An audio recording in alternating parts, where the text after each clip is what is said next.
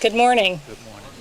My name's Bettina Ring, and I'm the Secretary of Agriculture and Forestry. Thank you, Governor, for those inspiring words and your continued support to help make today possible. I would like to give a special thanks again to Clyde Chrisman, DCR Director, and to our State Parks Director. Thank you so much for your leadership, and congratulations on Green Pastures. And also to the U.S. Forest Service, Joe Tim, who's the supervisor of the G.W. Jefferson National Forest, in being able to work collaboratively to make this reopening possible. As the governor said, it takes a village. It's also nice to have Ken Arney, a longtime colleague and friend, and the regional forester for the Southeast region, who's with us today, who's been a big advocate for shared stewardship and also making today possible. And so all of us working hand in hand get to celebrate many things today. It's nice to see so many public partners, private partners, state partners, local partners working together, along with community leaders, which you heard some of the stories about those that helped make today possible. And individuals that have recreated on these lands, or their family members have recreated on these lands. I really cannot think of a better place to sign the shared stewardship agreement today than Green Pastures. To be able to do both, to celebrate the reopening of this, and to know that we're also going to recognize this as an historic place at the end of the day as the governor departs. So as we look at the reopening of this recreation area, it does, as I mentioned, the governor mentioned, it takes a village, and really appreciate everyone that made this possible. So there are a number of agreements that have to be in place to make this work. And so today we celebrate shared stewardship, which is a larger umbrella allowing and creating this framework for us.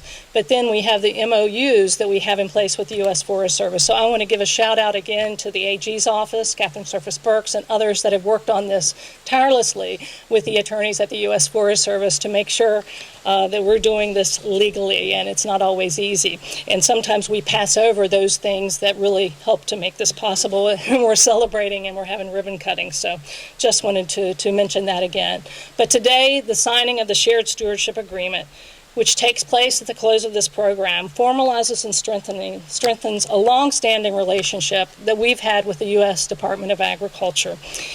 We have many stories and many successes, but this will build on those successes. It will deepen our commitment to each other and working across landscapes and taking things to scale, which we need to do more of in the Commonwealth and across the nation, to make sure we're doing all that we can to conserve and protect our waters and our lands, and to make sure that we're doing that not only for current generations, but for future generations. This agreement that we're going to be signing today between the USDA Forest Service, the Natural Resources Conservation Service, the Department of Forestry, the Department of Conservation and Recreation, and the Department of Wildlife Resources sets up a framework to strengthen and deepen that collaboration, but to make sure that we can work across all of the challenges and the opportunities that we have from an economic standpoint.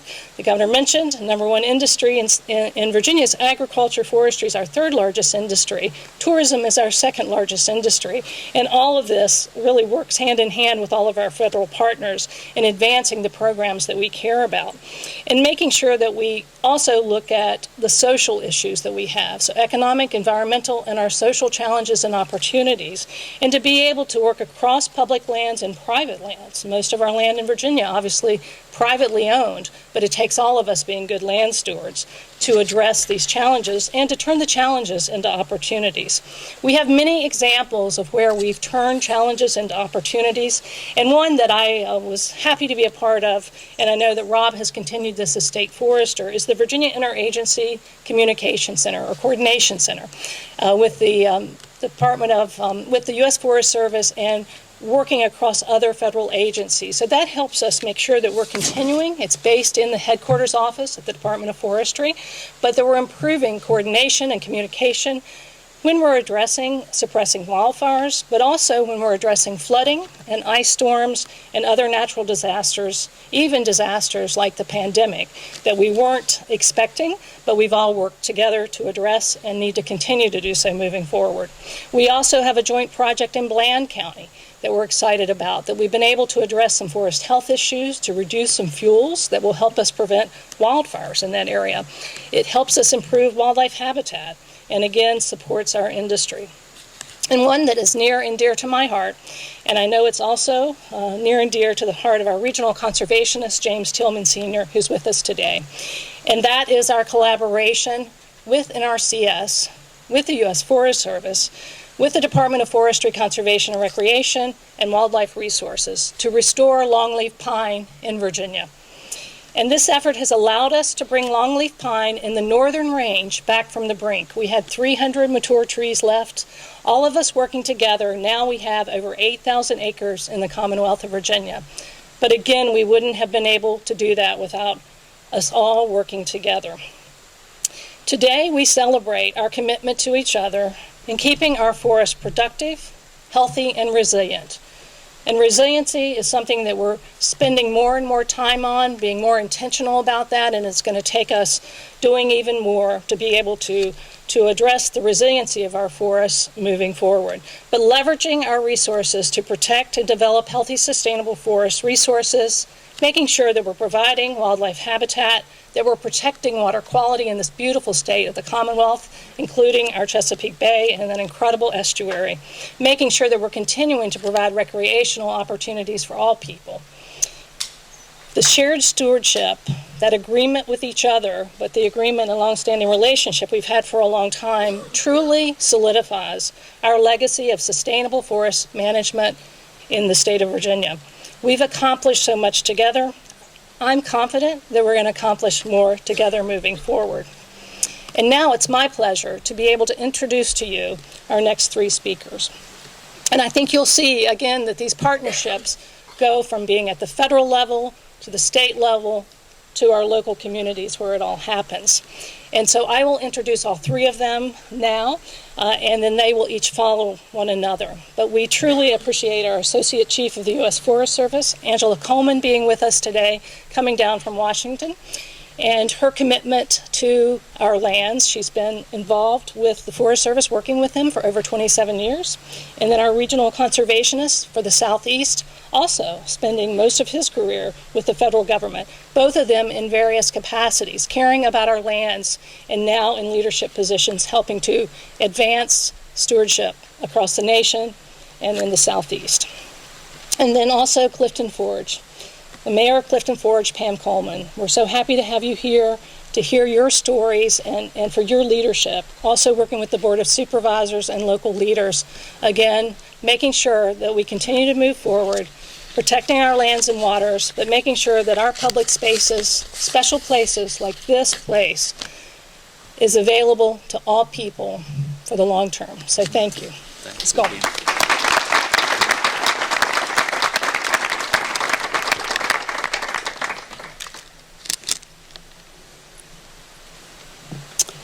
Good morning. Good morning. I greet you all on behalf of the U.S. Forest Service, our Chief Randy Moore, who deeply regrets his inability to be here today, but I'm glad to step in on his behalf. I'm grateful to be part of this celebration. It is a convergence of history, a reflection on our past, all of it, and a bridge to our future. We thank Governor Northam and the Commonwealth of Virginia and the many hands that forged a new path for the Green Pastures recreation area. I want to applaud the efforts of the Friends of the Green Pastures volunteers for helping to keep the stories alive. And I want to recognize our retired District Ranger McNichols and the George Washington Jefferson National Forest, who heeded the community's call and the desires of the community to bring partners like the Virginia Department of Conservation and Recreation to the table to forge this new path. I know how important it is to remember our history. I have been in the role of Associate Chief of the Forest Service all of 30 days officially. I'm the first African American woman to hold that role in our 116-year history. It's special for me today because my career started here on the Jefferson National Forest 31 years ago. And so I recognize that it's not about me, it's about the people who came before me, the people who made great sacrifices on behalf of ensuring everyone had justice and had opportunity. And I know I wouldn't be here without those people fighting to fight racial barriers. So too for Green Pastures. While we celebrate today, this is really about those people who sacrificed before us, who said no to segregation and broke the racial barriers. Our mission in the Forest Service is grounded in connecting people to the land and to one another from every community and from every walk of life. And this shared stewardship agreement builds on that foundation of cooperative work between the Forest Service and the Commonwealth. And in fact, as Bettina said, Virginia holds the Forest Service's oldest partnership agreement. 1935 was when it was signed. So I say today, hello, old friends. The strength of the partnership work was recognized by the award of 2 Joint Chiefs landscape recreation projects.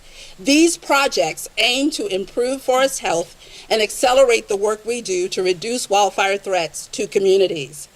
Today's agreement allows this important work to continue and reaffirms our shared commitment to address natural resource concerns on nearly 250,000 acres of forest lands. I am honored to be part of this celebration. I am honored to be part of this historic moment. Thank you all for what you have done. And now it's my pleasure to turn it over to Mr. James Tillman, our partner at the Natural Resource Conservation Service.